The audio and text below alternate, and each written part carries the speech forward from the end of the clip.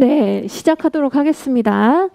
네, 안녕하세요. 저는 김유미 노무사입니다. 12월 달에 이제 우리가 연기를 끝냈는데 제가 얼굴을 이렇게 보니까 평일반을 들으셨던 분도 있고 주말반을 들으셨던 분도 있는 것 같아요. 그래서 우선은 연기랑 일기 차이에 대해서 먼저 좀 말씀을 드리고 수업을 시작을 하려고 합니다. 우선 연기 같은 경우에는 우리가 기본적인 흐름이랑 체계 그리고 개념에 대해서 공부하긴 했는데 완벽하지는 않아요. 그래서 윤곽만 따라갔다 이렇게 생각을 하시면 되고, 그리고 일기 같은 경우에는 제대로 이제 개념을 좀 더 심화해서 우리가 볼 예정이고, 그리고 여기 지금 제가 얼굴을 보니까 생동차생도 있지만 유해생도 있고 헌동차생도 있습니다. 그래서 제가 다 맞춤형으로 할 수는 없지만 약간 그래도 우리가 타이트하게 좀 공부를 하는 측면에서 어떻게 우리가 공부를 해야 조금 더 유연하게 생각을 할 수 있는지, 그리고 생각할 문제거리들을 좀 많이 드릴 예정이에요. 그래서 동차이신 분들 같은 경우에는 나는 너무 버겁다 라고 해도 좀 트라이 해보는 게 좋고, 유해생 같은 경우에는 그래도 이 정도는 해야 됩니다. 그리고 헌동차생 같은 경우에는 기본적인 개념을 이제 안다는 전제 하에 여러 가지 여러분들이 주제들을 이제 많이 접해보는 그런 기회로 삼으셨으면 좋겠습니다. 자, 그래서 우선은 오늘 강의 계획서를 받으셨을 텐데 강의 계획서에 대해서 간략하게 좀 설명을 드리고 진행을 할게요.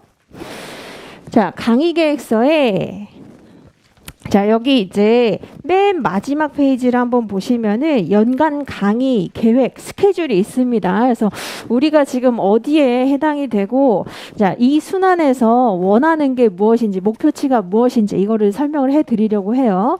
자, 그래서 합격을 위해서는 이제 4번 정도의 사이클이 돌아가게 되는데, 연기, 1기, 2기, 3기가 바로 그 4번의 사이클입니다. 그래서 연기 때는 우리가 체계 그리고 개념에 대해서 공부를 했었고, 지금은 1기잖아요. 그래서 1기 설명을 보시면 아시겠지만 심화 강의라고 되어 있습니다. 그래서 기본적인 개념은 어느 정도 안다는 전제 하에 진행이 됩니다. 그래서 굉장히 스피디하게 진행이 될 거고, 여러분들이 알고 있는 것을 확인을 해보고 여기에서 더 깊이 있는 내용을 진행을 할 겁니다.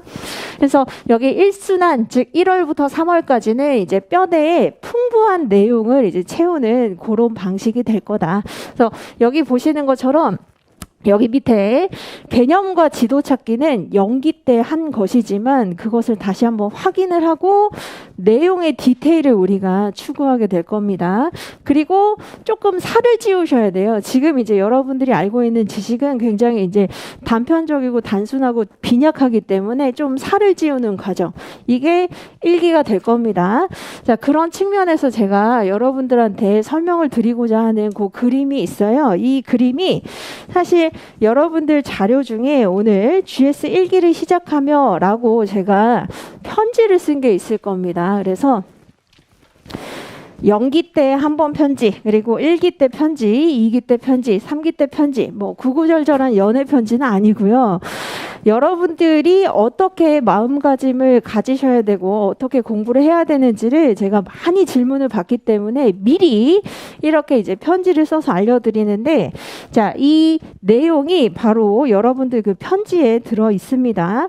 이게 뭐냐면 설명은 이제 2번째 페이지에 나와 있어요. 피카소의 판화 연작입니다. 피카소의 판화 연작에서 제가 여러분들한테 설명을 드리고자 하는 게 여러분들의 수험 과정도 동일하다는 거예요. 이와 동일합니다. 우선은 소를 제대로 그리기 위해서는 관찰을 제대로 해야 되겠죠. 그렇죠? 그래서 연기 때는 여러분들이 소인지 말인지 뭔지는 모르겠지만 그래도 관찰을 했었었고, 자, 그 다음에 이제 1기 때는 최대한 뚱뚱하게 만드는 거예요. 이렇게 이제 묘사하면서 질감을 현장감 있게, 현실감 있게 이렇게 이제 묘사를 해야 됩니다. 그런데 제가 연기 때 과제를 드렸었어요. 그 과제가 뭐냐면, 자, 이런 문제가 나왔을 때 책에 이렇게 나와 있는데 한번 여러분들의 말로 변형을 해가지고 한번 써봐라 라고 했을 때 분명히 이거 다 쓸 수가 없구나, 이거를 여러분들이 깨달으신 경험이 있을 겁니다. 그래서 결국은 어떻게 해야 되냐면 우선은 뚱뚱하게 만들고 줄여 나가야 돼요. 줄여 나가야 됩니다. 그래서 여러분들이 요즘에는 굉장히 경제성을 추구하기 때문에 나는 이런 과정 거치고 싶지 않고 아예 그냥 이거를 가르쳐 주면 어떠냐라고 하는 분들이 있어요. 맨 마지막에 이 선으로만 봐도 나는 소인지 알 것 같은데 차라리 1기 때부터 요약집으로 해가지고 요 소만, 정말 요 선만 요렇게 알려주는 게 좋지 않겠느냐라고 하지만 최근의 문제가 사실 그렇게 단순하지가 않습니다. 그리고 이런 과정을 거치셔야 제대로 여러분들이 답안을 쓸 수 있는 거예요. 그래서 비효율적이라고 생각하시지 말고 우선은 1기 때는 내용을 풍성하게, 지식을 풍성하게 살찌운다. 이렇게 생각을 하셔야 되겠습니다. 그래서 여기에서 이제 다시 한번 회독하면서 덜어낼 거 덜어내고 내가 7줄에 얘기할 수 있는 것을 5줄로 그리고 3줄로 이렇게 이제 엄선해서 줄여 나가셔야 되는 거예요. 그래서 1기 때는 바로 여기 첫 번째, 두 번째 그림에 해당이 되겠다. 그래서 우선은 살찌운다고 해서 다 쓸 수 있는 건 아니기 때문에 그 안에서 본질을 찾으셔야 됩니다. 우선은 내용을 제대로 공부를 하시고 여기에서 핵심 본질은 결국 이거구나.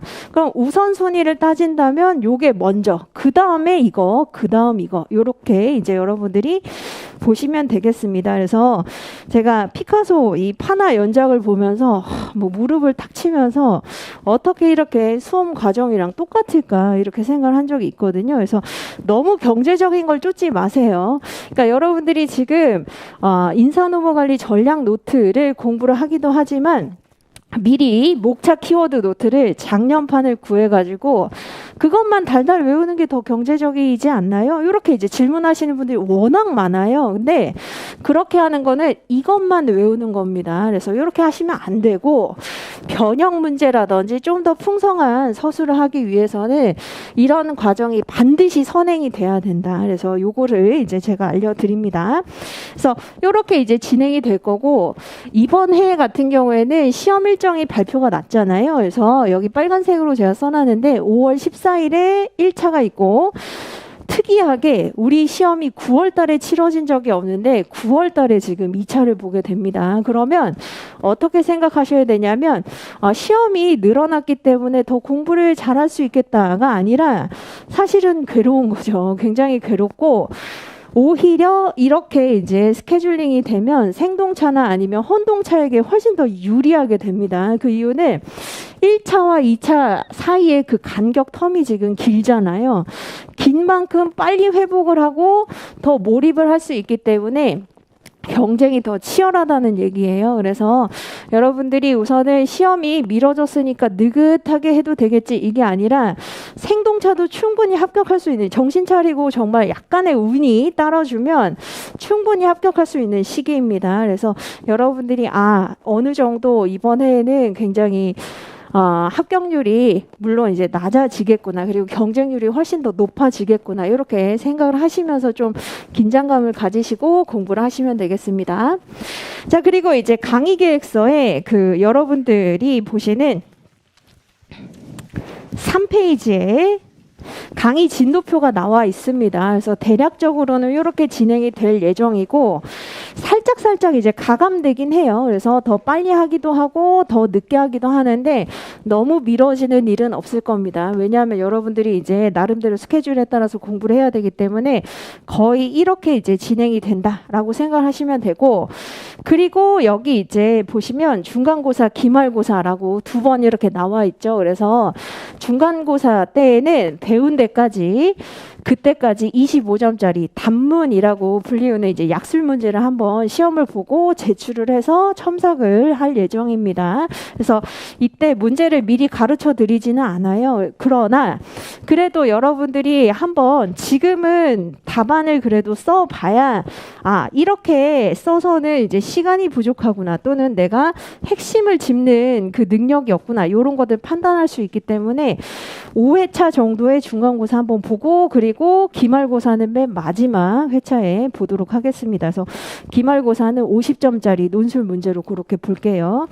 그리고 대신에 이제 쪽지 시험이 매 회차에 있습니다. 중간고사, 기말고사를 보는 그 회차는 쪽지 시험은 없어요. 그런데 없는 주, 즉 다음 주부터는 쪽지 시험이 있습니다. 쪽지 시험 같은 경우에는 한 장짜리로 제가 이제 너무 단편적인 단어만 쓰는 것보다는 자, 이러이러한 부분에 대해서 한번 서술해 보시오라고 하는 간략한 미니 약술 형태로 그렇게 쪽지 시험을 볼 예정입니다. 그래서 쪽지 시험은 제가 걷어가지는 않고 해설지 같이 드리면서 리마인드하는 방식이라고 생각하시면 되겠습니다. 그래서 그렇게 생각하시면 되고, 저희가 지금 코로나 때문에 그 강의실이 원래는 이제 10시 반까지 이렇게 하는데 좀 다 당겨졌어요. 그래서 주말반 같은 경우에는 1시 반에 시작해서 30분씩 당겨진 그런 형태로 이제 진행이 된다. 원래는 2시인데 2시가 아니라 1시 반이라는 점 요거를 숙지를 해주시기 바랍니다. 그리고 여기 이제 그 강의 계획서 마찬가지로 한번 보시면 지금 인사노무관리 개념 mp3라고 나와 있을 겁니다. 이건 제가 연기 때도 이미 알려드렸어요. 그래서 이미 다운받으셔가지고 들으시는 분들도 있고 지금 이제 또 진입하신 분들도 있기 때문에 알려드리는 겁니다. 그래서 개념을 최대한 많이 들으세요. 그러니까 시청각 자료를 최대한 활용을 해야 숙지가 잘 됩니다. 그러니까 여러분들이 최대한 노출 빈도를 높여야 되거든요. 눈으로 보는 것도 필요하고 말로 하는 것도 필요하고 듣는 것도 필요하고 최대한 이제 많은 방법을 활용하는 게 공부에 도움이 되기 때문에 개념은 최대한 많이 들으세요. 그래서 대부분 밥을 먹으면서 듣는다, 아니면 이제 자기 전에 듣는다, 이런 경우도 있었고, 심지어는 작년에 그 임신하신 분이 합격했었거든요. 근데 그분 같은 경우에는 입덧이라고 하나요? 입덧을 하느라고 제대로 앉아서 공부를 못하니까 이거를 틀어놓고 이제 계속 공부를 했었다고 얘기를 합니다. 그래서 최대한 활용을 하셔가지고 이제 얼마나 자기 것으로 내재화하느냐, 이거는 여러분들의 몫이다, 이렇게 알려드리겠습니다. 그리고 맨 마지막에 이제 작년 하순에 개념도식 특강이 있었었는데, 개념도식 특강을 꼭 들어야 되는 건 아닌데 나는 그래도 연기 때 꼭 알아야 되는 개념 정도는 무엇인지 알고 싶다라고 하시는 분들은 들으면 좋겠습니다. 그래서 이렇게 이제 공지사항을 알려드리고, 자, 그 다음에 이제 오리엔테이션 자료를 한번 좀 보도록 할게요.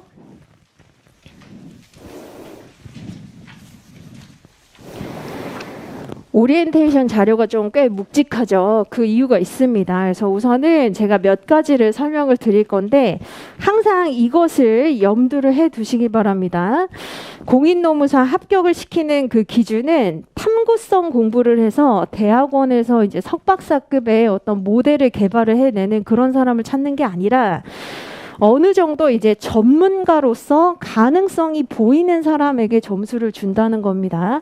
이거는 뭘 얘기를 하는 거냐면 현실적으로 어떤 제도가 가능하냐, 가능하지 않냐, 이게 중요한 게 아니라 이런 제도가 있는데 이런 제도의 특징적인 부분에서 나는 이런 상황에 맞다고 생각이 된다 라고 설득을 할 수 있으면 된다는 거예요. 그래서 이게 실리적으로 맞냐, 이론적으로 맞냐, 이게 중요한 게 아닙니다. 그래서 우선은 제도가 있고, 그리고 특히 여러분들이 실무 경험이 있으신 분들이 이런 실수를 굉장히 많이 하시는데, 역량급 같은 것들을 실무에서 잘 안 쓰거든요. 거의 쓰는 경우를 찾아볼 수가 없습니다. 그런데 역량급은 실무에서 안 쓰니까 나는 패스한다, 이러시면 절대 안 됩니다. 즉 그게 그렇다 하더라도 존재 자체는 아셔야 돼요. 그래서 그 부분에 대해서 여러분들이 이론의 개념 또는 어떤 특정한 제도나 특정한 어떤 기법의 개념, 이런 것들을 아신 다음에 아, 이런 상황에 쓰면 좋겠다, 저런 상황에는 안 맞겠다, 이렇게 설득을 스스로에게 하시면 됩니다. 그래서 스스로가 생각을 해봤을 때 이거는 스무스하게 내가 봐도 납득이 된다라고 하면은 충분히 남도 설득할 수 있는 거예요. 근데 개념에 대해서도 얘기를 못하고 그게 어떤 특징을 가지고 있어서 어떻게 그렇게 되는지를 내 스스로에게 스무스하게 설명을 하지 못한다면 남도 설득을 못합니다. 그래서 우선은 탐구성 공부는 하지 마세요. 그러니까 대학원에 또는 어떤 모델에 또는 너무 그 심연의 어떤 그 제도에 깊이 그렇기에 대해서는 너무 고민하실 필요는 없고 책에 나와 있는 것을 활용을 잘 해야 된다 이렇게 보시면 되겠습니다. 그래서 여러분들이 특히 작년에 직장 내 괴롭힘 이런 문제가 나와가지고 이제 이거 훨씬 더 범위를 넓혀야 되겠다. 그래서 동아 비즈니스 리뷰도 구독하고 하버드 비즈니스 리뷰도 구독하고 여러 가지 논문도 계속 찾고 자 그렇게 하시면은 물론 도움이 될 수는 있지만 이제 우리가 가성비를 좀 생각을 해봐야 되잖아요. 그렇죠? 그래서 그런 측면에서 너무 범위를 넓히기보다는 있는 제도를 잘 활용을 해서 뽑아 써먹을 생각을 하셔야 된다는 겁니다. 그래서 직장 내 괴롭힘이 나왔다 하더라도 나는 이런 이유 때문에 이 제도가 맞다고 생각한다. 이렇게 쓰면은 점수를 주셨어요. 그래서 너무 범위를 확장을 시키려고 하기보다는 여기 있는 거 지금 충분히 많습니다. 제가 그래도 강사 생활을 하면서 이 책에 있는 거 싹 다 외운 사람 한 명도 못 봤어요. 그러니까 한마디로 여기 나와 있는 주제를 내가 뽑아서 설득을 하되 그 이유는 뭐 때문이다. 어떤 특징 때문이다. 이런 장점 때문이다. 기대 효과 때문이다. 이렇게 설득을 할 수 있으면 된다. 이렇게 생각을 하시면 되겠습니다. 자, 그다음에 이제 공부 방법 중에 이제 형광펜 칠하는 거 사실 이거를 왜 알려드리냐면 공부를 꽤 한 이제 구력에 있는 분들은 이 부분을 아세요. 그래서 형광펜을 미리미리 칠해두면은 동등한 레벨, 더 세임 레벨들끼리 이제 이게 여기에 해당이 되는 거구나. 같은 어떤 지위에 해당이 된다는 거구나. 이거를 아는데 공부를 처음 시작하신 분들 같은 경우에는 전혀 모릅니다. 그래서 연기 때는 제가 뭐라고 말씀드렸었냐면 일반 목차나 예시 박스에 이제 대중소 이렇게 나누어 가지고 여기까지만 한번 좀 칠해 두자라고 말씀을 드렸었고 지금은 일기잖아요. 그렇죠? 그래서 지금은 이제 어디에 형광펜을 치실 단계냐면 개념 중에 내가 뽑아서 쓸 수 있는 키워드 있잖아요. 개념에 다 긋는 게 아닙니다. 그래서 우선은 우리가 연기 때 개념을 공부했기 때문에 개념 중에 키워드 그리고 무조건 학자를 나는 다 외운다 이건 아닌데 조금 중요한 학자 몇 명은 있어요. 그래서 제가 수업 시간에 알려드리면 이 학자 정도는 좀 그래도 전문가처럼 보이기 위해서 내가 병기를 해야 되겠다라고 하는 학자 그리고 그 외에 이제 내용의 키워드가 있을 수 있거든요. 그래서 내용의 키워드 좀 심한 내용을 얘기를 하는 것이죠. 그리고 여기 이제 연도는 꼭 외우실 필요는 없는데 대략적으로 뭐 1930년대에는 인간관계론에 대한 연구가 진행이 됐었다. 요 정도 알아두시면 좋거든요. 그래서 흐름을 이해하는 그 용도에서 일기 때는 여러분들 오리엔테이션 자료에 있는 개념, 학자, 키워드, 연도 이런 것들을 이제 별도로 여러분들의 색깔을 지정하셔가지고 쳐두시면은 나중에 회독을 빨리 할 수 있습니다. 그래서 나는 오늘 컨디션이 안 좋다라고 했을 때 다 보려고 하지 마시고 오늘 한번 키워드만 볼까? 그래서 키워드에 해당되는 녹색만 한번 볼까? 이럴 수도 있고요. 그 다음에 오늘 이제 한번 쭉 책의 전체를 연도로 볼까? 이렇게 이제 할 수도 있는 겁니다. 그래서 이렇게 잘 활용을 하시길 바랍니다. 자, 그리고 질문 방법은 동일합니다. 연기 때와 동일해요. 그래서 카톡이나 문자로 질문을 하실 수 있는데 제가 선호하는 것은 카톡입니다. 그래서 카톡은 이제 즉문즉답은 안 돼요. 그래서 제가 한 이틀 정도 이렇게 답변을 안 하면 똑똑똑 이렇게 하시는데 자, 다 제가 이제 봅니다. 어차피 보기 때문에 한 3, 4일 정도 이렇게 기다려 주시고 3, 4일이 됐는데도 회신을 못 받았다. 그러면 뒤로 이제 밀린 거일 수 있으니까 그렇게 다시 한번 복사해서 보내주시면 되겠습니다.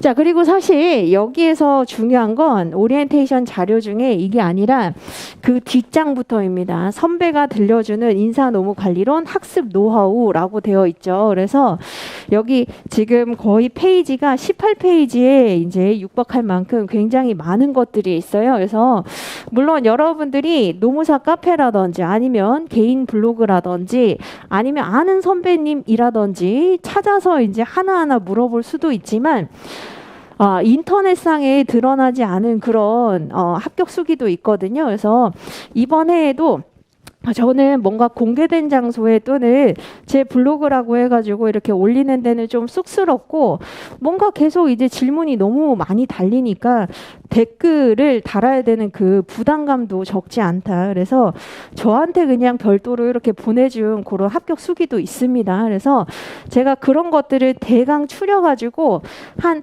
5년치 정도를 이제 여러분들이 참고를 했으면 좋겠다라고 하는 베스트 프랙티스들을 모은 거라고 생각을 하시면 됩니다. 물론 여기에서 자, 보편론적 관점에 따라서 원베스트 웨이가 있는 건 아니에요. 무조건 이대로만 해야 합격한다 이건 아닙니다. 자, 우리가 앞으로 인사관리로는 상황적 합론에 따라서 이때는 이럴 수도 있고 이런 스타일은 이런 게 맞을 수도 있고 그때그때 다른 거죠. 그렇죠? 그래서 여러분들이 한번 일주일 동안 쭉 한번 가볍게 읽어보시면서 이 사람은 나랑 맞는 것 같아. 나랑 성향이 맞다. 그리고 뭔가 나와 비슷하다라고 하는 사람이 있을 겁니다. 그래서 그런 사람을 찾으셔가지고 그곳을 이제 좀 이제 정리를 하셔서 책상에 붙여 놓으시던지 아니면 가지고 다니시면 도움이 될 겁니다. 그래서 무조건 점수 순으로 제가 해둔 건 아니고요. 최대한 노하우가 있거나 상세하게 이제 좀 설명을 해둔 그 합격 수기 위주로 이렇게 써놨기 때문에 여러분들이 참고를 해 두시면 좋겠습니다. 그래서 이거는 제가 설명을 드리진 않을게요. 그래서 집에 가셔가지고 본인에게 맞는 그 수기를 찾으시면 좋겠습니다. 그래서 요거는 그렇게 활용을 하시고 그 일기를 시작하며 편지도 마찬가지입니다. 자, 이거를 제가 설명드릴 시간은 없어요. 그래서 요거는 집에 가시면서 간단하게 이제 요렇다는 거구나. 일기의 목표는 이거라는 거구나. 이렇게 이해를 하시면 되겠습니다. 그래서 오리엔테이션을 이렇게 간단하게 저희가 좀 마칠게요. 자, 그리고 이제 좋은 선생님을 만나는 것도 복이듯이 좋은 학생을 만나는 것도 복이라고 생각을 합니다. 그래서 제가 이번 해 초에 지도 교수님을 한번 뵙고 왔는데 지도 교수님이 이 얘기를 해주더라고요. 그래서 좋은 선생님을 이제 만나는 것도 여러분들도 복이지만 저도 여러분들이 꽤 퀄리티가 있는 질문 그리고 생각해 볼 만한 질문 그리고 이런 부분에서 이런 생각을 하고 있구나 라고 어떤 인사이트를 주는 그런 학생들을 만나는 것도 저한테는 굉장히 복이거든요. 그래서 여러분들도 기왕에 지금 선택했잖아요. 기왕에 선택을 했기 때문에 계속 불안감을 가진다거나 이게 해서 된다는 거야 이렇게 생각을 하기보다는 한번 믿고 그냥 쭉 가보세요. 쭉 가보시고 서로 이제 좋은 관계가 되도록 그렇게 하면은 좋을 것 같다라는 인간적인 말씀을 드리고 비인간적인 수업을 이제 진행을 하도록 하겠습니다. 자, 우리 바로 1편으로 한번 들어가 보도록 하죠. 1편. 자, 1편에서는 사실 개괄적인 부분을 공부를 합니다. 그래서 자, 1편에서는 여러분들이 이런 부분이 있었지라고 느끼시면서 이제 공부를 하시되 오늘 이제 제가 어떤 부분이 조금 중요한지를 말씀을 드릴 거예요. 그래서 우선 자, 우리가 크게 5가지 하위 카테고리로 공부를 하게 됩니다. 우선 인적자원관리라고 하는 학문에 대해서 공부를 하는데 그게 원래는 경영학의 한 분야라는 거예요. 그래서 경영학이 무엇인지 그리고 인적자원관리가 가지고 있는 위상이 어떤 것인지 이거를 이제 1장에서 공부를 하고 그 중에서 그럼 이제 의미 부여를 하는 거죠. 그래서 인적자원관리의 개념이 어떻게 되는지 그리고 사실 많은 경영학과 교수님들이 본인의 전공을 가장 중요하다고 생각하거든요. 그래서 마케팅 교수님은 무슨 소리야. 마케팅이 가장 중요해. 생산관리는 무슨 소리야. 생산관리가 최고야. 이렇게 생각하는데 여러분들은 인적자원관리를 공부하기 때문에 인적자원관리가 마케팅 생산관리를 제치고 최고인 이유를 설득을 할 수 있어야 되는 겁니다. 그래서 이게 이제 2장에 나오는 거예요. 그래서 왜 중요하게 볼까? 그리고 2장에서는 특히 여러분들이 어떤 부분을 조금 더 심화적으로 공부를 하시게 되냐면 우리가 연기 때는 인적자원은 물적자원과 다른 어떤 내재적인 특징을 몇 가지 가지고 있어. 이렇게 이제 러프하게 봤었는데 그와 관련해서 인적자원이 가지고 있는 특징에 대해서 이제 우리가 논문을 살펴볼 겁니다. 그래서 이 부분에 대해서 우리가 좀 중요하게 공부를 할 거고 자, 그 다음에 이제 다양한 차원이라고 나와 있잖아요. 그래서 이거는 차원이라고 하는 것은 어떤 색안경을 쓰고 어떻게 보느냐에 대한 부분이에요. 그래서 어떤 부분을 어떤 위주로 어떤 초점을 맞춰서 이제 보게 되는지 요런 것을 3장에서 우리가 공부를 할 겁니다. 그리고 이제 제대로 공부를 하기 위해서는 히스토리, 역사를 알아야 되는 거거든요. 그 부분에 대해서 이제 4장에서 역사, 히스토리 공부를 좀 하고 5번째로 이제 앞으로 어떻게 인적 자원 관리를 우리가 바라볼 수 있는지, 접할 수 있는지 이런 것들을 공부를 하도록 하겠습니다. 그래서 세부적인 그 하위 카테고리는 5가지로 구성이 되어 있고, 우선은 책을 같이 따라오시면서 제가 PPT로 설명을 드리고 어디가 중요한지 알려드릴게요. 그래서 이제 한번 같이 보도록 하죠. 자, 1장에 이제 경영학이란이라고 1번에 나와 있고 2번이 이제 경영학의 구성이라고 나와 있죠. 그래서 자, 사실 경영학이 무엇인지는 묻지는 않습니다. 그리고 연기 때 제가 설명을 드렸고 이 부분을 우리가 러프하게 좀 넘어가셔도 되겠어요. 그래서 우선은 이 부분만 제가 설명을 좀 드릴게요.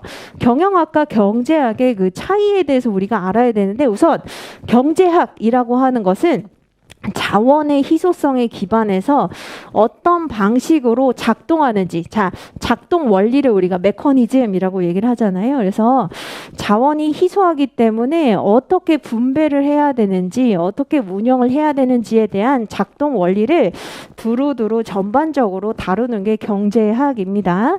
자, 그런데 그 중에서도 경영학이라고 하는 것은 주체가 남달랐어요. 그 주체가 기업이라는 겁니다. 그래서 기업이라고 하는 거, 그리고 조직이라고 하는 것은 동일한 용어로 혼용이 되기도 합니다. 그래서 조직 또는 기업이라고 하는 재화와 서비스를 산출해내는 그 주체라고 할 수 있는 기업의 경제 활동에 대해서 이제 연구를 하는 학문이 바로 경영학인 것이다. 그래서 이 부분을 우리가 이제 살펴보되, 그러한 경영학이 어떻게 구성이 되어 있는지를 여러분들이 2번에 보시는 마이클 유진 포터의 밸류 체인이라고 하는 가치사슬 분석을 통해서 아, 경영학은 이렇게 구성이 되어 있구나라고 하는 것을 알 수 있겠습니다.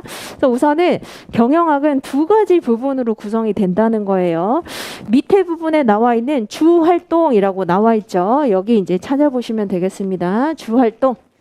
자, 그리고 위에 보시는 지원활동이라고 하는 크게 2가지로 경영학이 이제 구성이 된다라고 볼 수 있는데, 우선 밑에 보시는 주활동은 뭘 의미하는 거냐면 재화나 서비스를 생산해내는 일련의 과정을 오른쪽에 이제 효과적으로 가시적으로 이렇게 보여줬다는 겁니다. 그래서 부가가치 창출에 직접적인 영향을 미치게 되는 일련의 활동들에 대해서 우리가 주활동으로 표현을 해 두었다는 겁니다.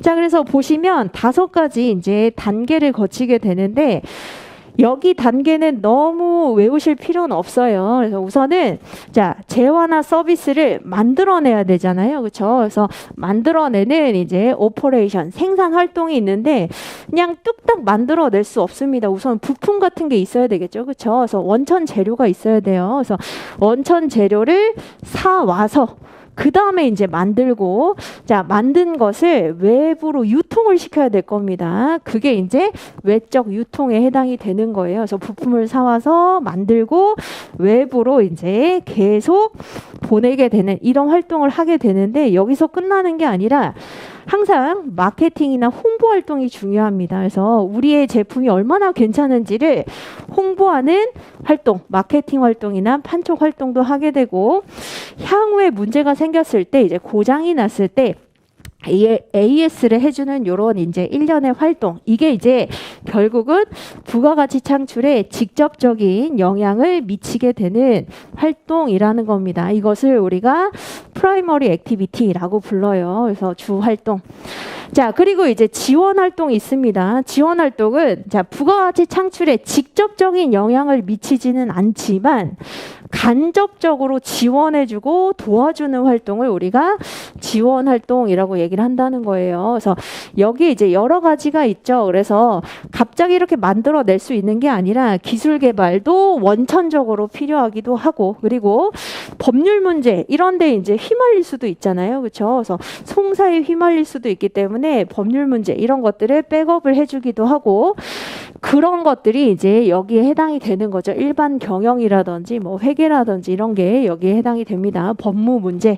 자, 그리고 여기 이제 나와 있는 휴먼 리소스 매니지먼트라고 하는 인적 자원 관리가 있죠. 이게 뭐냐면, 자, 생각을 해보시면, 자, 부품을 이제 뭔가 찾아오는데 찾는 사람도 필요하기도 하고, 만드는 사람도 필요하기도 하고, 유통에 이제 활용을 할 사람이 필요하기도 하고, 자, 홍보를 잘해줄 사람이 필요하기도 하고, 자, AS를 담당해줄 사람이 필요하기도 합니다. 그래서 사람을 채용하기도 하고, 그리고 어떤 부서나 어떤 팀에 너무 사람이 많거나 적으면 조정을 해주는 이런 활동, 전환 배치를 시키는 일련의 활동을 이제 인적 자원 관리 부서나 팀에서 하게 된다는 거예요. 그래서 이게 바로 직접적으로 돈을 버는 건 아니지만, 부가가치를 창출하는 건 아니지만, 자, 더 나은 생산 활동을 할 수 있도록 도와주는 대표적인 활동 중에 하나가 이제 바로 인적자원 관리라는 겁니다. 그래서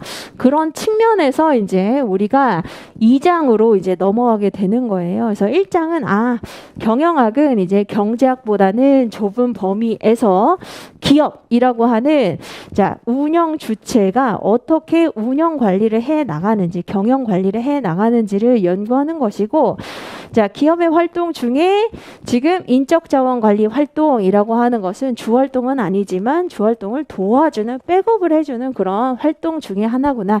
이렇게 이해만 하시고 넘어가시면 되겠습니다. 자, 다만 여기에서 이제 여러분들이 조금 더 생각을 해보면 좋은 부분이 뭐가 있냐면, 여러분들이 지금 보는 밸류 체인이라고 하는 것은 경영학이 어떻게 지금 구성이 되어 있고 어떻게 운영이 되는지를 알 수 있는 툴, 진단 툴이기도 하지만, 자, 이 지금 보시는 밸류 체인은 기업의 강점과 약점을 파악할 수 있는 툴이기도 해요. 그래서 나중에 우리가 챕터 3에 가시면 전략적 인적 자원 관리를 공부를 하게 되고, 전략이라고 하는 것은 우선은 환경 분석을 해서 거기에서 기업 외부의 위협 그리고 기회 요인을 찾기도 하지만 기업 내부의 강점이나 약점도 이제 찾아서 제대로 된 방향성을 설정하게 되거든요. 그래서 그때도 이러한 밸류 체인에 활용을 할 수 있다는 점도 알아두시면 좋겠습니다. 그래서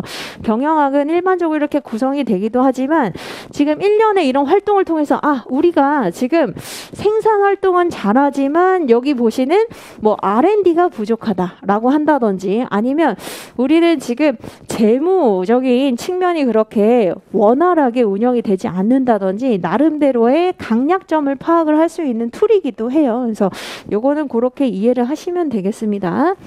자, 그 다음에 이제 2장으로 넘어가 보도록 하죠. 2장이 실질적으로 굉장히 중요한 부분입니다. 자, 인적 자원 관리, 우리가 연기 때 개념 뭐라고 공부를 했었죠? 우선은, 자, 목적이 있고, 자, 사람을 활용을 해서 1년에 활동을 이제 하는 것인데, 이걸 이제 어떻게 표현을 했었냐면, 자, 인력을 대상으로 또는 인적 자원을 대상으로라고 얘기를 하셔도 됩니다. 인력을 대상으로, 자, 확보, 개발, 평가, 보상, 유지, 이직 관리라고 하는 1년의 기능 활동을 어떻게 한다? 체계적으로. 자, 체계적으로라고 하는 것은, 자, 기획을 하고 실천 활동을 하고 당초의 목표와 비교를 하는 활동을 우리가 체계적으로라고 얘기를 하죠. 그래서 체계적으로 관리를 하면서, 자, 그것을 통해서 뭘 추구하고자 한다? 바로 기업의 경제적 효율성이라고 할 수 있는 수익이나 생산성을 도모하고, 종업원도 행복해야 돼요. 그렇죠? 그래서 행복해야 더 생산성에 영향을 줄 수 있기 때문에 종업원의 사회적 효율성을 극대화하는 일련의 활동을 인적 자원 관리라고 얘기를 합니다.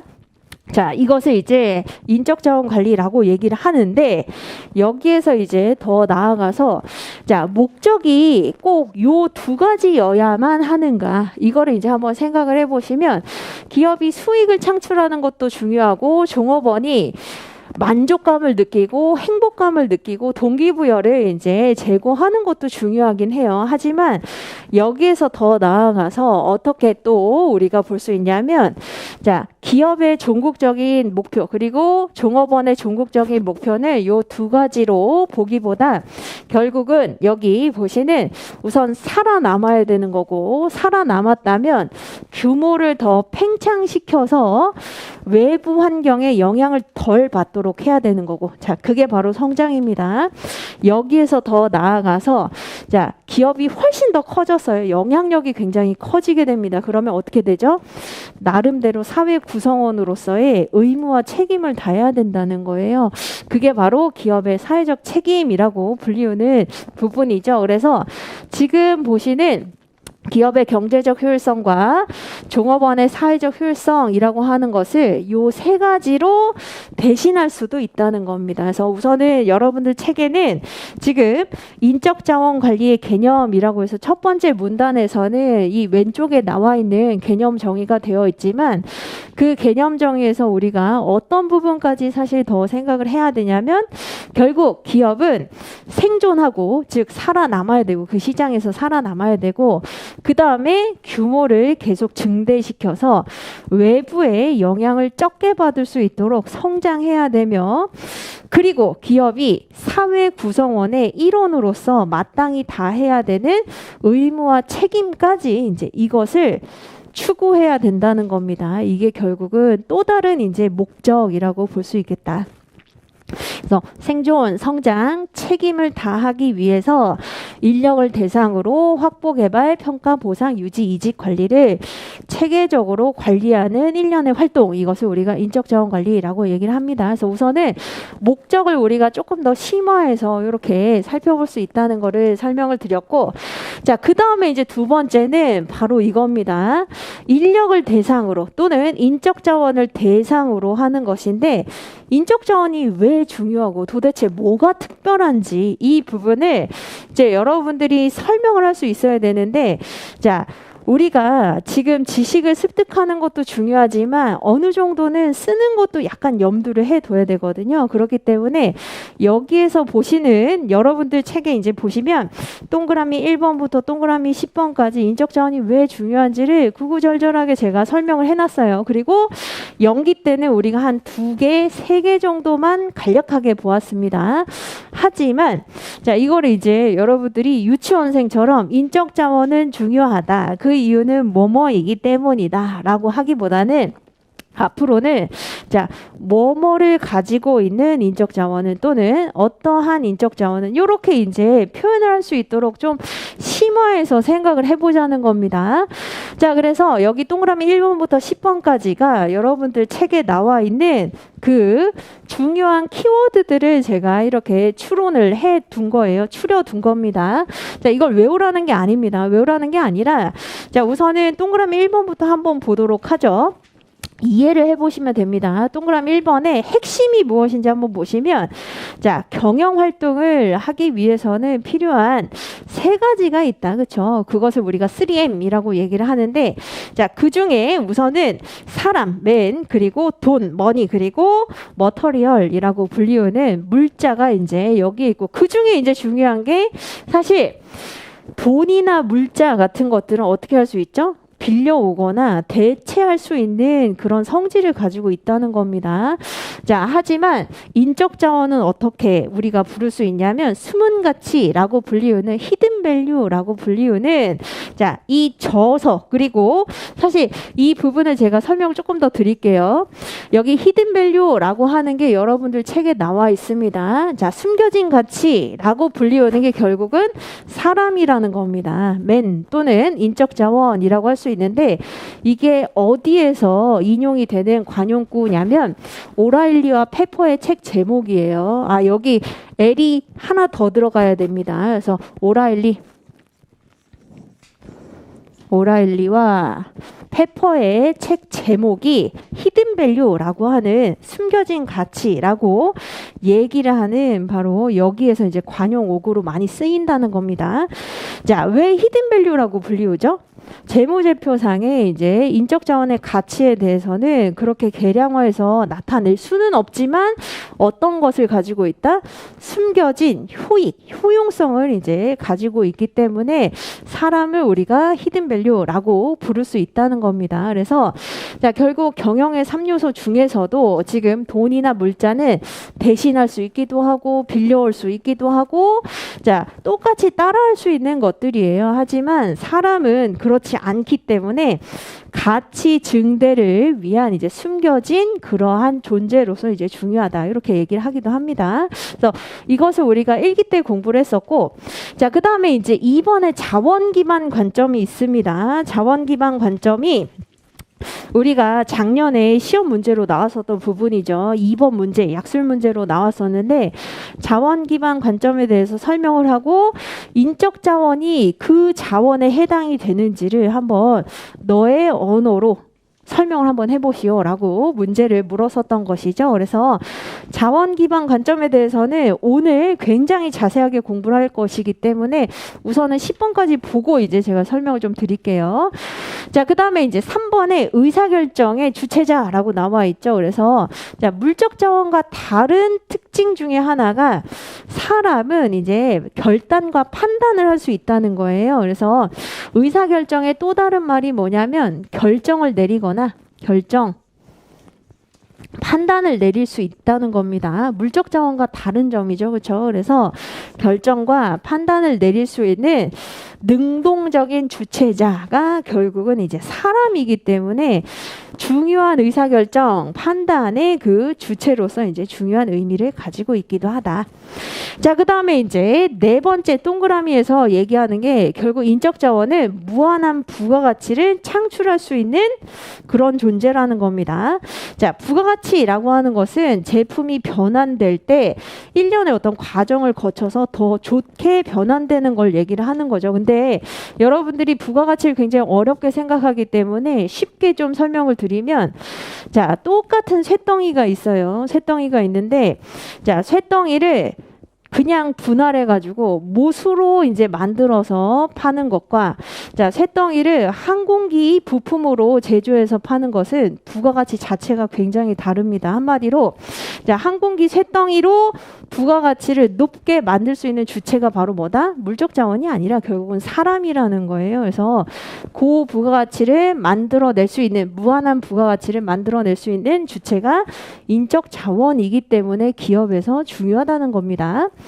자, 그 다음에 동그라미 5번 한번 보시면 인적 자원은 이제 생산성이 높은 지식 근로자라는 거예요. 그래서 사실 지식이라고 하는 것은 여러분들이 이슈 관리에서 지식 경영을 통해서 공부를 하게 되는데 지식이라고 하는 것은 자, 기업에 돈을 벌어주는데 도움이 되는 정보의 집합체들을 이제 우리가 지식이라고 얘기를 합니다. 그래서 한마디로 자, 가치 있는 그리고 이윤을 창출할 수 있는 정보를 모두 집합한 것을 이제 지식이라고 하는데 자, 물적 자원은 사실 이런 정보를 스스로 취합할 수는 없어요. 하지만 사람은 취합을 할 수 있다는 것이죠. 그래서 중요한 의미를 가지고 있다. 그래서 지속적인 정보의 집합 그리고 학습을 통해서 축적을 할 수 있기 때문에 중요하기도 하다. 자, 그 다음에 이제 6번 같은 경우에는 여러분들이 읽어보셔도 되는 내용이고 7번 같은 경우에 이제 무형의 자산이라고 나와 있죠. 그렇죠?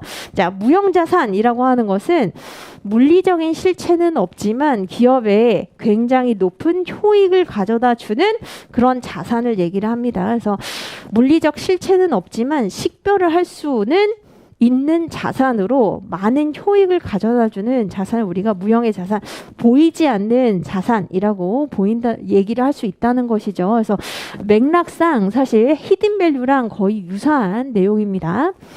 자, 그 다음에 이제 8번에 보시면 여러분들이 이게 이해가 잘 안 될 거예요. 자, 인적 자원이 왜 중요한가를 많은 학자들이 설명을 할 때 이 리카르도식 렌트로 설명을 하는 경우도 있습니다.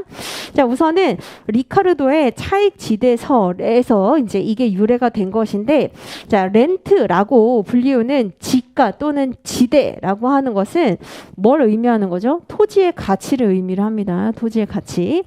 자, 그런데 토지로부터 기대되는 그런 소득이 비옥한 토지냐 아니면 그렇지 않은 토지냐에 따라서 가치가 달라지듯이 땅을 누구에 비유를 한 거냐면 사람에게 비유를 한 거예요. 그래서 자, 굉장히 유능하고 역량 있는 사람은 지대를 높이 줘야 되듯이 인적 자원의 가치도 높고 그 인적 자원에게 주어야 하는 비용도 이제 당연히 올라갈 수밖에 없다는 겁니다. 그래서 차익지대라고 하는 것은 토지의 생산력에 따라서 지불해야 되는 그 비용의 차이가 존재한다는 거죠. 그것처럼 여기 이제 두 번째 줄 한번 보세요. 7페이지에 동그라미 8번에 두 번째 줄 보시면 자, 토지를 사용해서 이윤을 거둔 데 대해서 지급하는 대가를 우리가 렌트라고 하는 자, 지대, 지가라고 얘기를 하는데 이것을 세 번째 줄에 인적 자원에 한번 투영을 해서 적용을 시켜보자 라고 하면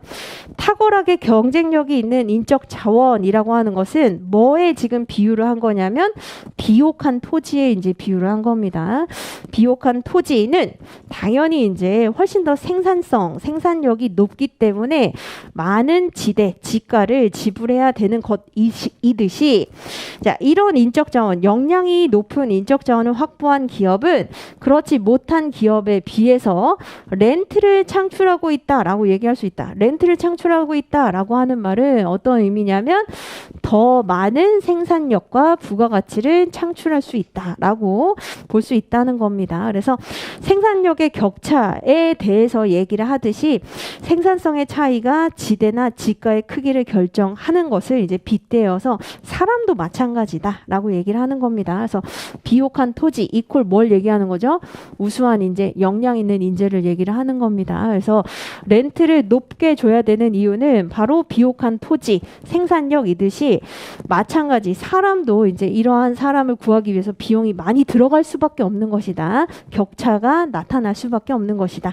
이렇게 설명을 합니다. 자, 그리고 이제 동그라미 9번 한번 보시면 인적 자원을 획득하기가 어렵다는 거예요. 그래서 최근에 구직난 속의 구인난이라고도 얘기를 하죠. 많은 사람들이 이제 직장을 찾지만 정말 기업에서 찾는 특수한 어떤 정보나 역량을 가지고 있는 사람은 사실 그렇게 쉽지가 않습니다. 많지가 않아요. 그래서 오히려 인적 자원 획득에 있어서 그렇게 쉬울 수 없다. 이렇게도 볼 수 있겠습니다. 자, 그 다음에 동그라미 10번 한번 보시면 자, 인적 자원은 물적 자원과 다르게 모방 장벽을 구축하는 데 도움을 준다는 겁니다. 자, 모방이라고 하는 건 뭘 얘기하는 거냐면 따라하는 걸 얘기를 합니다. 자, 물적 자원은 그것과 유사하거나 똑같은 자원을 가지고 오면 돼요. 하지만 인적 자원은 쉽게 따라하기가 어렵다는 겁니다. 그래서 따라하기 어려운 측면에 있어서 나름대로의 이제 그 고착성이 있어서 인적 자원이 굉장히 중요하다. 지금 이제 여러분들이 보면 아, 정말 현란한 언어로 많이 연구를 하셨구나 이런 생각이 들죠. 그래서 제가 이제 말씀드리는 건 뭐냐면 이거를 외워라가 아닙니다. 자, 인적 자원을 물적 자원이랑 다른 그 무언가를 지금 가지고 있다는 것을 많은 교수님들이 많은 연구를 통해서 자기 주장을 이렇게 펼치고 있는 거예요. 자, 그래서 여러분들이 어떻게 생각하셔야 되냐면 아, 인적 자원은 뭔가 지금 돈이라든지 물자라든지 정보라든지 이런 것과 다른 독특한 특성이 있구나. 뭔가 주체성도 있고 부가가치에 직접적으로 연결이 되는 그런 특징도 있고 따라하기 힘들다는 것도 있고 아, 뭔가가 있구나라고 하는 것을 여러분도 오늘 자료 중에 5번째 자료가 있을 겁니다. 제가 이제 첫 번째 장에 인적 자원이 물적 자원과 다른 점이라고 하는 표를 이렇게 써놨는데 공란이에요. 표가 공란입니다. 그 이유는 여러분들이 써보실 필요가 있겠습니다. 자, 인적 자원은 물적 자원과 뭐뭐뭐뭐 하다는 점에서 다르다. 이렇게 제가 해놨죠. 이거는 정답이 없습니다. 그래서 예를 들면 인적 자원은 물적 자원과 다르게 의사결정을 할 수 있다라고 하는 점에서 다르다. 이것도 당연히 말이 되는 거고요. 지금 여러분들이 보시는 것처럼 자, 지력을 가지고 있다는 측면에서 다르다. 의사결정을 할 수 있다는 측면에서 다르다. 그리고 따라할 수 없다는 측면에서 다르다. 그리고 자, 부가가치 창출에 도움을 준다는 측면에서 훨씬 더 많은 도움을 준다는 측면에서 다르다. 이런 것들을 좀 채워보시기 바랍니다. 그래서 이거를 어디에 우리가 다음에 써먹을 거냐면 앞으로 여러분들이 인적 자원은 이렇게 설명을 하는 게 아니라 자, 무한한 부가가치를 창출하는 인적 자원은 또는 확실한 모방 장벽을 구축하고 있는 인적 자원은 또는 의사결정의 주체자인 인적 자원은 또는 히든 밸류라고 불리울 수 있는 인적 자원은 이렇게 이제 우리가 계속 좀 생각을 해보는 그런 측면에서 도움이 되기 때문에 제가 이렇게 한 것이고 자, 사실 오늘 공부하는 것 중에 가장 중요한 게 바로 지금입니다. 그래서 지금 이제 설명을 좀 잘 들으세요. 자, 이 부분에 대한 것은 자, 어디를 펼쳐보시면 되냐면 6페이지에 동그라미 2번을 지금 설명을 하는 겁니다. 동그라미 2번이 비록 한 문단이지만 지금 논문을 하나를 요약을 한 거예요. 그래서 이 논문에 대한 히스토리 그리고 심화적인 내용을 이제 같이 한번 좀 공부를 해봅시다. 필기는 어디에 하시면 되냐면 6페이지에 하셔도 되고 아니면 방금 봤었던 5페이지 그 오늘 자료 5번째 자료에 자원 기반 관점의 히스토리와 세부 내용이라고 되어 있죠. 여기 필기를 하시면 되겠습니다. 자, 우선은 자원 기반 관점에 대해서 우리가 공부를 좀 해보는데 오늘 좀 굉장히 깊이 있게 공부를 할 거예요. 그래서 자, 자원 기반 관점은 우선 영문으로는 리소스 베이스드 뷰라고 얘기를 합니다. 자, 가장 간략하게 얘기를 한다면 기업의 성과는 어디에서부터 이제 나오는 거냐면 기업이 보유하고 있는 자원들로부터 나온다라고 보는 게 자원 기반 관점입니다. 그러니까 퍼포먼스라고 하는 것은 어디에서 나온다? 자원들이 결국 영향을 준다는 거예요. 기업이 보유하고 있는 자원들이 영향을 준다. 자, 그런데 이 부분에 대해서 우리가 대략 한 5, 6 학자들에 대해서 좀 살펴볼 겁니다. 다만 이 부분과 관련해서 제가 연기 때 살짝 말씀을 드린 적이 있는데 자원 기반 관점은 원래는 본격적으로 연구가 된 게 1980년대 후반입니다. 그러면 그 전에는 다른 연구가 있었었겠죠. 그렇죠? 그래서 그 연구에 대해서 제가 우선은 말씀을 드릴게요. 자, 1980년대에 지배적인 이론은 포지셔닝 학파가 있었어요. 그래서 포지션이라고 하는 게 뭐죠? 위치. 어떤 자리에 둔다는 겁니다. 그래서 경영적인 관심이 외부 요인에 의해서 결정이 된다. 한마디로 자, 우리가 어떤 산업에 뛰어들어야 될 것인지는 외부의 환경에 따라서 결정이 된다는 겁니다. 그래서 외부 환경에 대해서 우리가 체계적으로 분석을 하게 되면 여기에서 이제 우리가 계속 성장을 할 수 있는지 그리고 성과를 낼 수 있는지를 알 수 있다. 한마디로 우리가 어디에 지금 포지셔닝을 하느냐에 따라서 기업의 흥망성쇠가 결정이 될 수 있다라고 보는 게 그 이전의 관점이었었다는 거예요. 그래서 이 학파들을 포지셔닝 학파라고 얘기를 합니다. 그러니까 더 쉬운 말로 얘기를 하면 한마디로 우리가 어디에서 어떤 산업에서 어떤 기업을 가지고 운영을 해야 성과가 나는지는 세팅에 따라서 달라진다는 거, 이미 정해져 있다는 겁니다. 환경에 따라서 이제 정해져 있는 것이다. 자, 대표적인 학자가 바로 여러분들이 보는 마이클 유진 포터입니다. 그래서 마이클 유진 포터는 1970년대 후반, 1980년대에 경영 전략, 경쟁 전략이라고 하는 저서를 통해서 이렇게 얘기를 하게 되죠. 자, 수익이라고 하는 것은 컴페티션에 따라서 달라지는 것인데, 자, 이 경쟁이라고 하는 것을 어떻게 우리가 알 수 있냐면, 자, 5force라고 하는 5가지의 압력, 힘을 이제 분석을 해보면 어떤 산업에 우리가 이제 들어가야 되는지를 알 수 있다는 겁니다. 어떤 포지셔닝을 취해야 우리가 생존하고 성장할 수 있는지를 알 수 있는 것이다. 자, 그래서 이제 주장하게 된 게 바로 요 5 forces 분석이죠. 그렇죠? 그래서 산업구조 분석이라고 불리우는 5가지 툴입니다. 자, 그래서 마이클 유진 포터에 따르면 뭐라고 얘기를 하냐면 대부분은 이것만 본다는 거예요.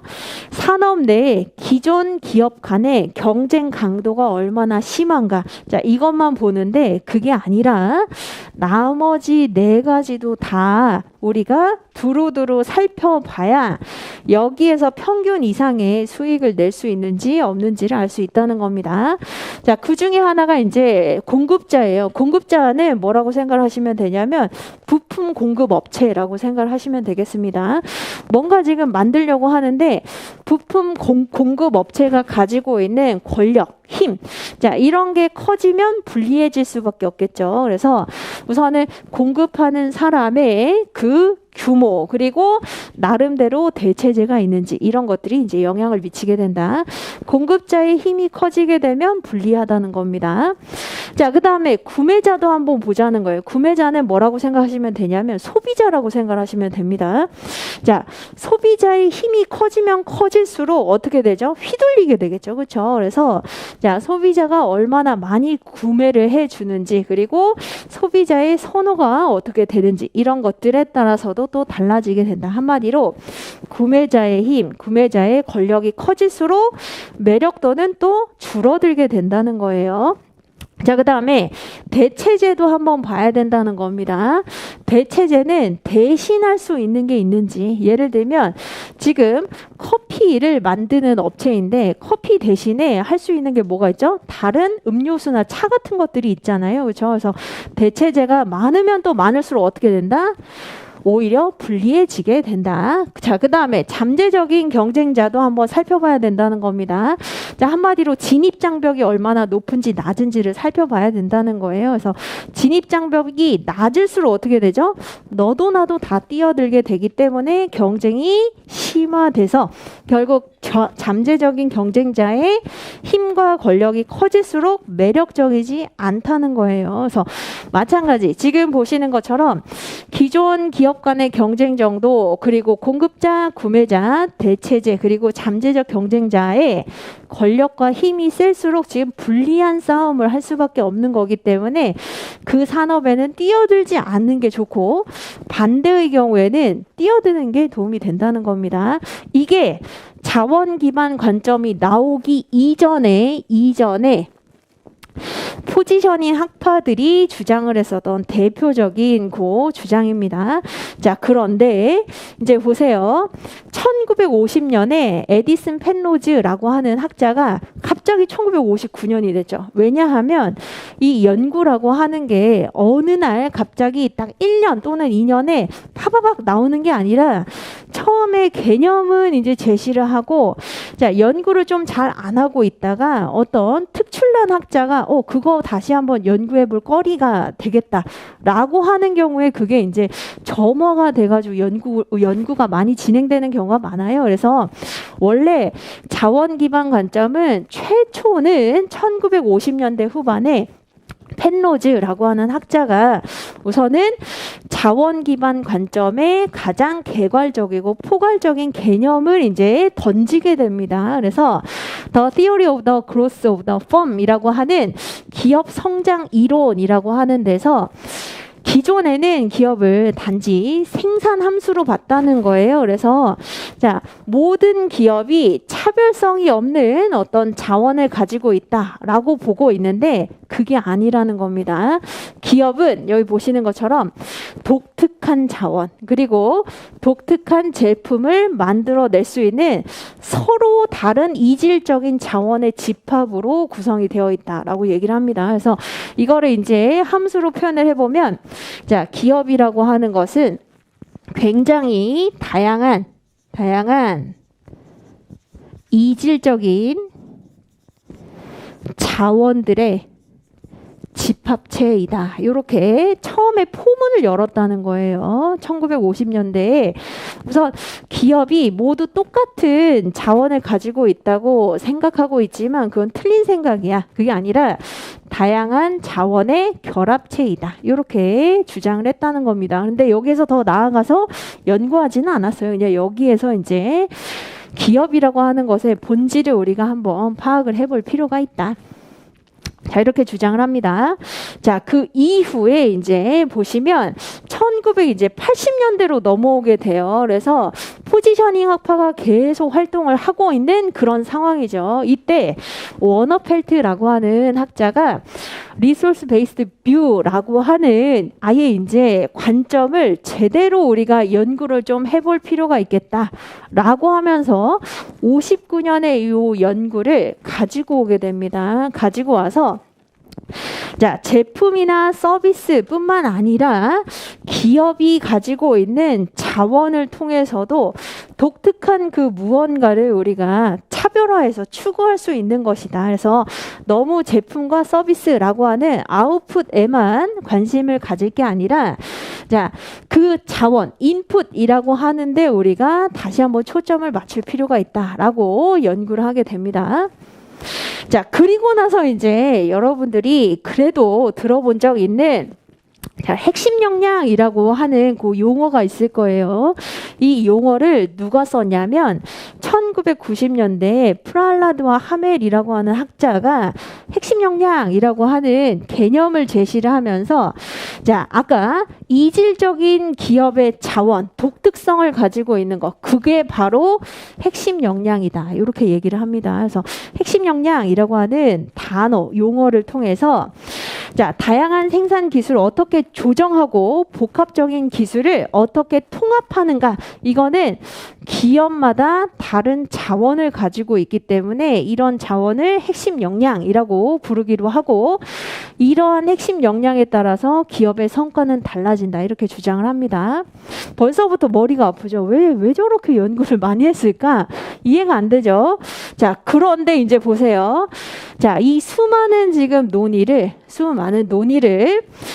자, 자원 개념의 핵심을 간결하게 내가 4가지로 정리해 주지라고 하면서 이제 등장한 게 바로 유타 대학의 바니라는 거예요. 그래서 여러분들 책에 지금 바니의 그 개념 그리고 바니가 주장을 한 모형 이게 나와 있는 이유가 지금까지 이런 논의를 굉장히 많은 이제 연구가 됐었었죠. 그나마 제가 정말 유명한 학자들만 이렇게 여러분들한테 설명을 해 주는 겁니다.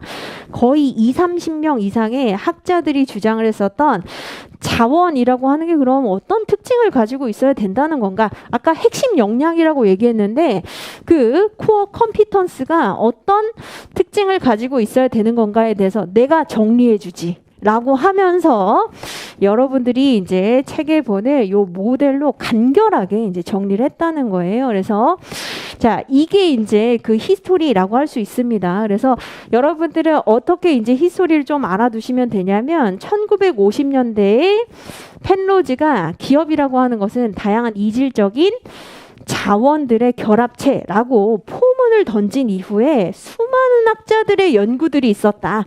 자, 그런데 자원들의 그 특징이나 논지에 대해서 정립된 게 없었는데 바로 누가? 제이 바니라고 하는 유타대 교수가 이제 모형으로 깔끔하게 정리를 해줬다는 거예요. 자, 그럼 우리가 이거를 제대로 공부를 하면 되겠죠. 자, 그래서 우선은 제가 설명을 드리도록 하겠습니다. 유타대 바니는 Firm Resources and 여기 보시는 Sustained Comparative Advantage라고 하는 자, 이게 뭐냐면 지속 가능한 경쟁 우위라고 번역이 되죠.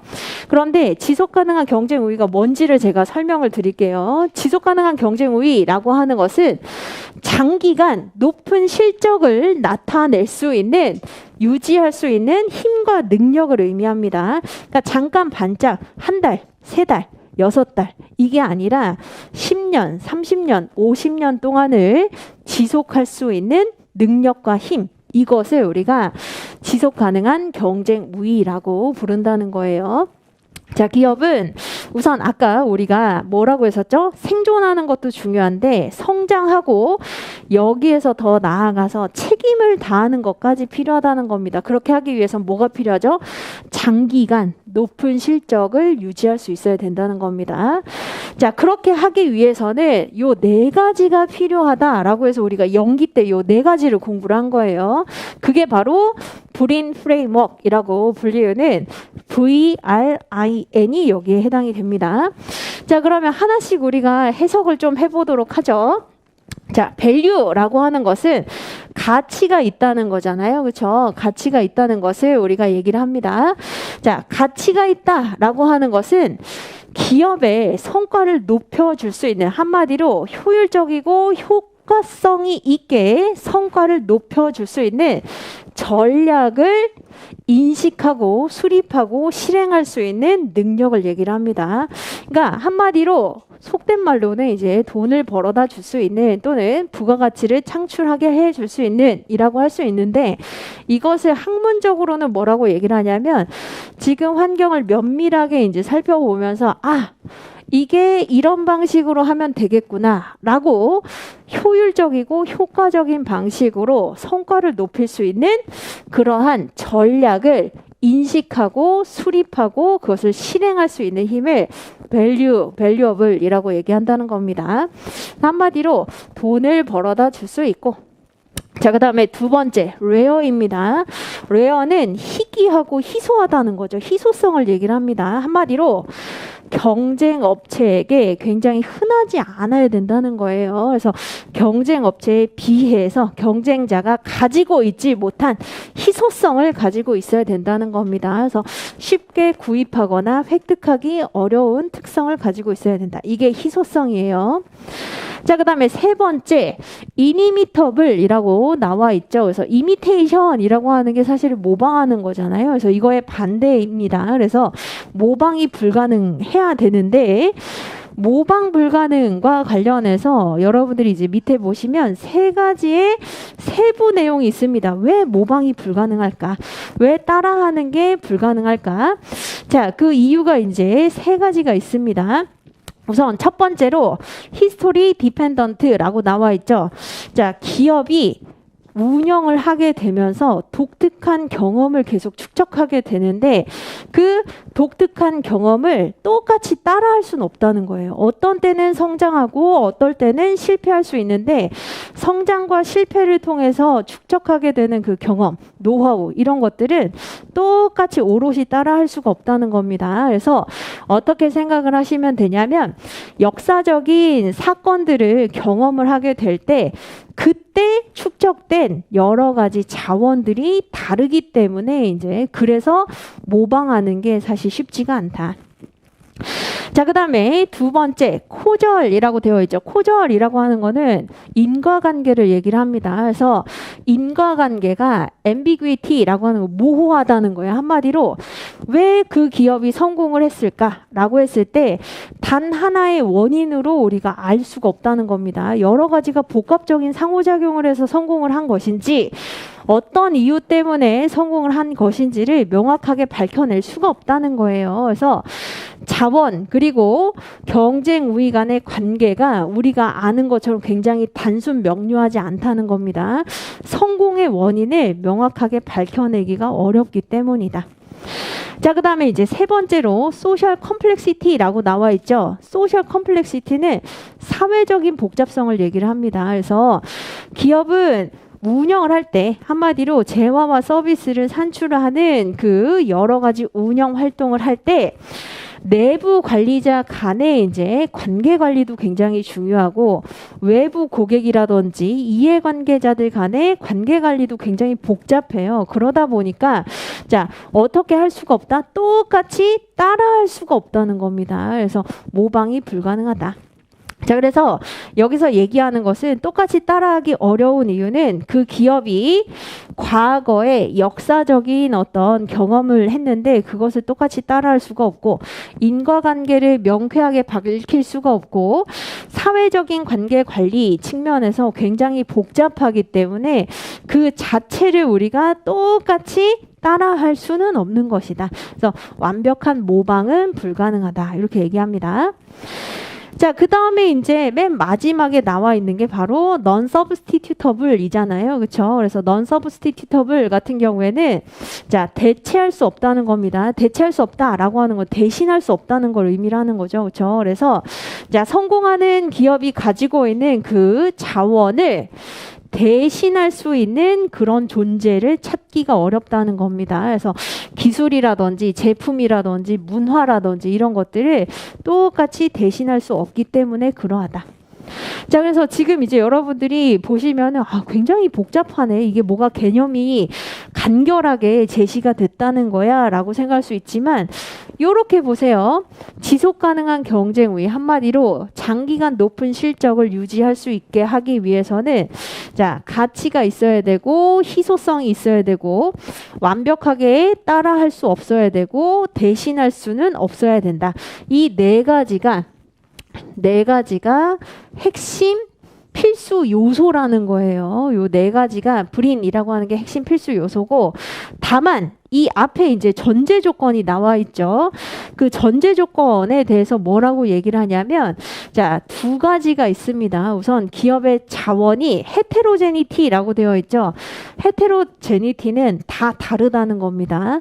즉, 이 얘기를 어떻게 우리가 해석을 할 수 있냐면 대부분의 이제 학자들은 기업의 자원은 그 자원이야 다 똑같아 라고 생각했지만 아니라는 거예요. 우선은 기업이 보유하고 있는 자원은 다 다르다. 이질적이기도 하고, 두 번째로 기업 자원은 쉽게 이동할 수 없다는 거예요. 비이동성을 얘기를 하는 겁니다. 그래서 기존에는 모든 자원이 다 똑같다라고 간주를 했었고 자원을 굉장히 이동시키기가 쉽다라고 하지만 의외로 그게 쉽지가 않다는 겁니다. 그래서 그 부분에 대해서 이렇게 설명을 하죠.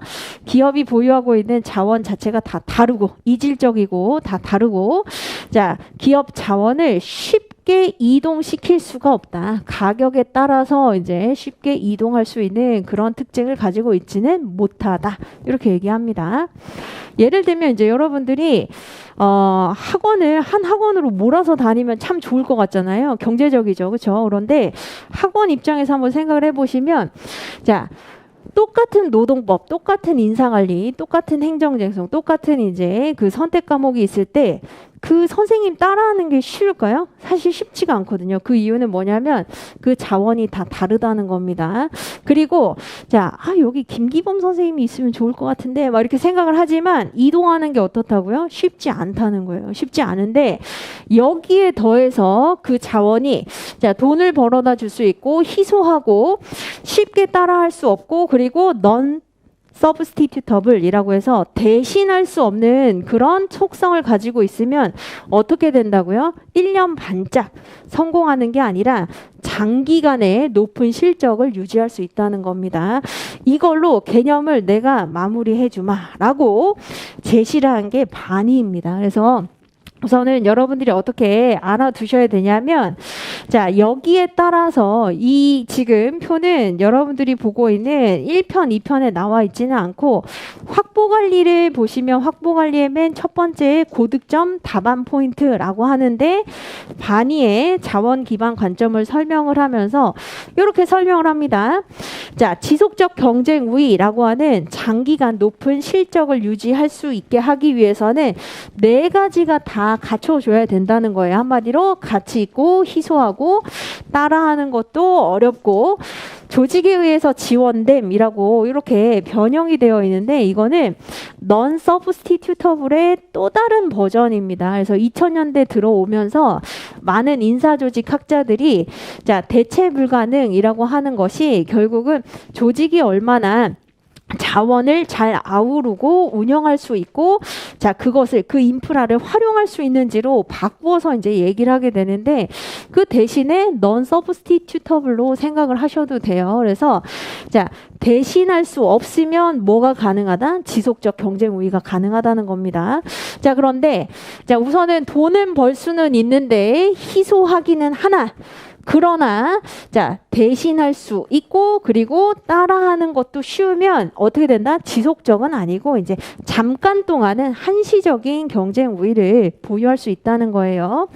자, 그런데 이제 여기 보시는 것처럼 가치는 있지만 나머지는 다 없어요. 한마디로 돈은 벌어다 줄 수 있지만 나머지 속성이 없다라고 했을 때는 자, 경쟁 우위에 있지 못하다는 겁니다. 그래서 대부분의 이제 경쟁 업체와 똑같은 그 지위를 가지고 있게 된다.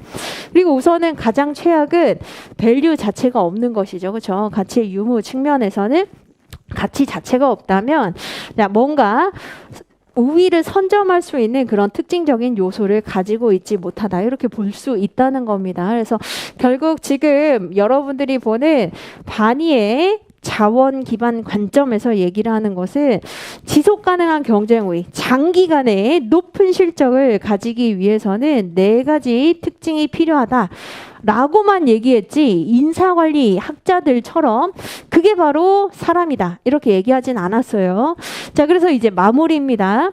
1992년에 라이트와 맥마한이라고 하는 학자가 자, 이 학자들은 인사관리 학자들이에요. 인사조직 학자들입니다. 그래서 이 학자가 바로 바니의 이 주장뿐만 아니라 프랄라드 하멜의 주장 그리고 펜로즈의 주장 워너펠트의 주장 다 보니까 우리가 보기에는 그 핵심 역량을 가지고 있는 주체 그리고 브린 프레임워크에 맞는 주체는 바로 사람인 걸이라고 이제 해석을 하게 된 거예요. 그래서 3편에 여러분들이 이제 보시면 전략적 인적 자원 관리에서 라이트와 맥마한에 따르면 전략적 인적 자원 관리란 이런 것이다라고 얘기를 하게 되죠.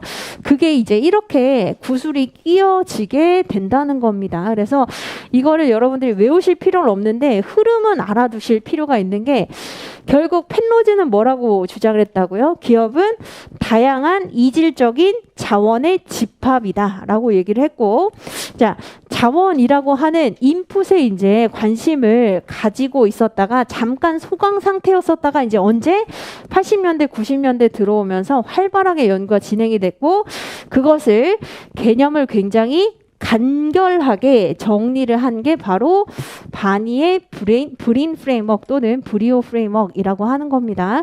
자, 이것을 이제 적용하고 차용한 게 바로 인사조직학자인 라이트와 맥마한의 이제 이러한 프레임을 활용을 해서 전략적 인적 자원 관리에 따르면 사람이라고 하는 게 바로 그 브린 특성 4가지를 가지고 있으니 사람 인적 자원이 바로 지속 가능한 경쟁 우위의 원천이다라고 볼 수 있다. 이렇게 주장을 했다는 겁니다. 그래서 그래도 여러분들이 1기 때 2기도 하고 이 정도는 좀 공부를 하셔야 이제 제대로 쓰실 수 있을 것 같아요. 그래서 제가 말씀드리면 자, 외우시지 않으셔도 됩니다. 외우시지 않으셔도 되는데 흐름은 알아두시되 그래도 이건 알아두셔야 되죠. 뭐죠?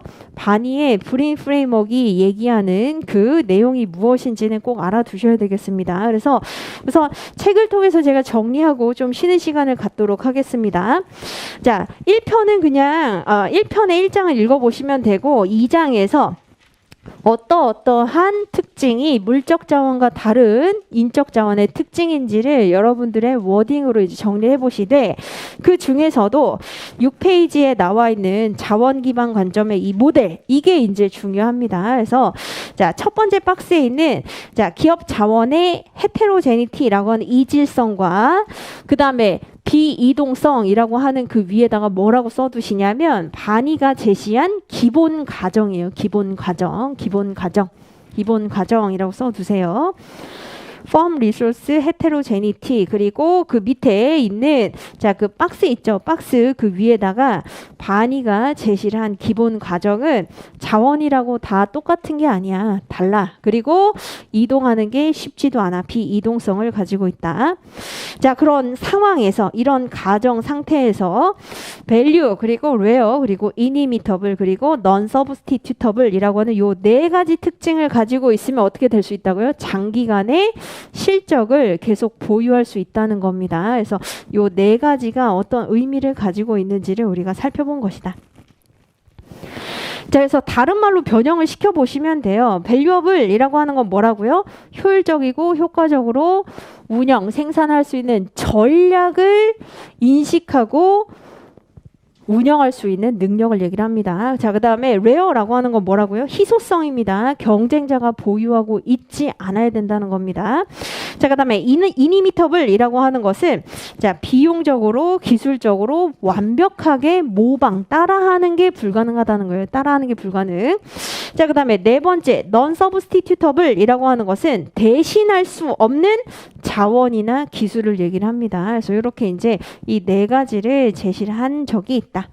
자, 이렇게 보시면 되겠습니다. 그래서 지금까지 우리가 인적 자원이 왜 중요한지 이런 부분을 좀 살펴봤고 15분 쉬고 나서 나머지 부분에 대해서 제가 설명을 드리도록 하겠습니다.